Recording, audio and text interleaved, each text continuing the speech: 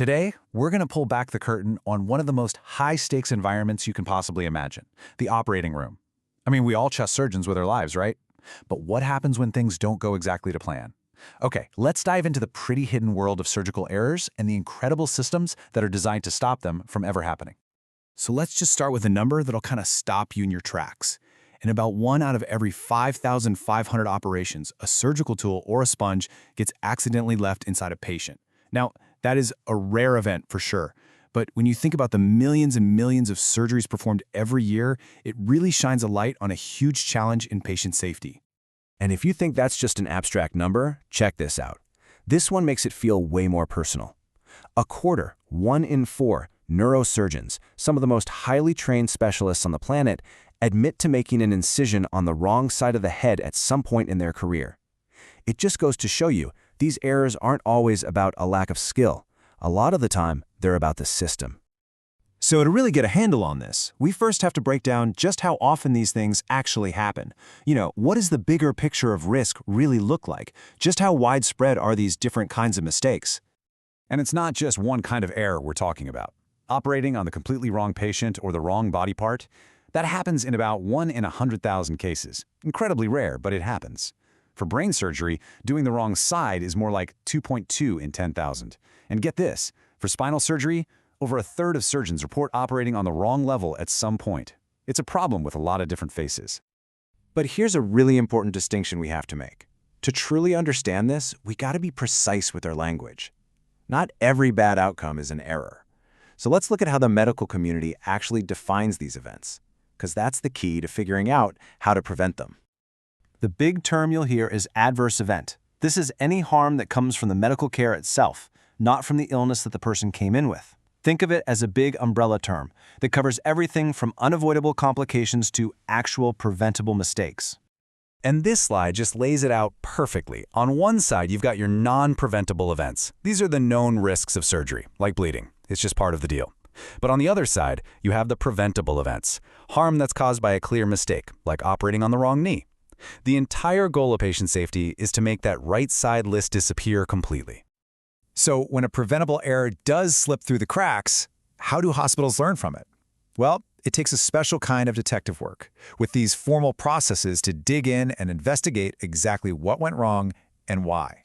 And their main investigative tool is this long-standing tradition in medicine called the Morbidity and Mortality Conference, or just M&M for short. This is where all the physicians get together to review cases that had complications or weird outcomes, all to try and understand what happened.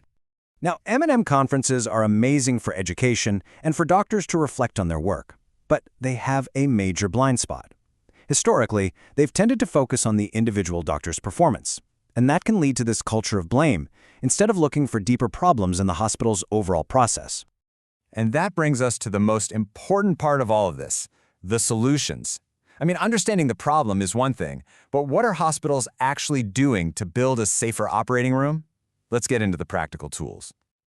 You might be surprised to hear this, but one of the most effective weapons against a catastrophic error isn't some fancy high-tech scanner. It's a simple checklist. Yep, just like the ones pilots use before takeoff. Surgeons use them to make sure that critical, basic steps are never, ever missed. The most famous example is called the surgical timeout. Picture this. Right before the first cut is made, the entire team, the surgeon, the anesthesiologist, the nurses, everyone, they just pause, they stop, and they confirm out loud we have the right patient for the right surgery on the correct side of the body. It is a simple, mandatory conversation that absolutely saves lives. Of course, checklists aren't the only tool in the box. Modern operating rooms also use incredible navigation systems. It's like a GPS for the human body. They use a type of X-ray imaging called fluoroscopy to confirm exactly where they are during the surgery. And they have these super rigorous, standardized counts of every single sponge and instrument.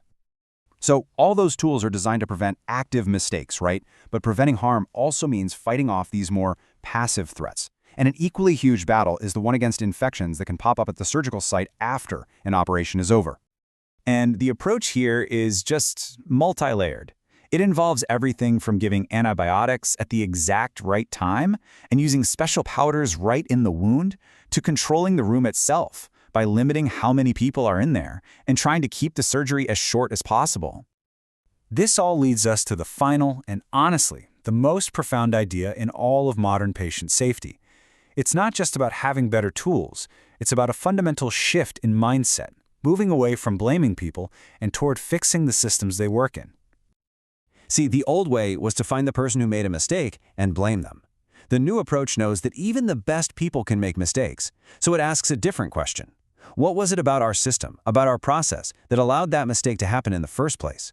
It hunts for these latent errors, these hidden traps in the system, just waiting for someone to fall into them. But it is really important to add a little nuance here. Shifting the focus to systems doesn't mean individual responsibility just goes out the window. Not at all. Patient safety depends on both a really well-designed system and professionals who are accountable for what they do inside that system. The two have to work hand in hand. And that leaves us with one last big thought to take away. This idea that well-designed systems are the real key to safety, it has completely revolutionized medicine. And it forces us to ask a bigger question. If this approach can prevent catastrophic errors in a place as complex as an operating room, where else in our lives, in our work, and in our world should we be looking for better systems?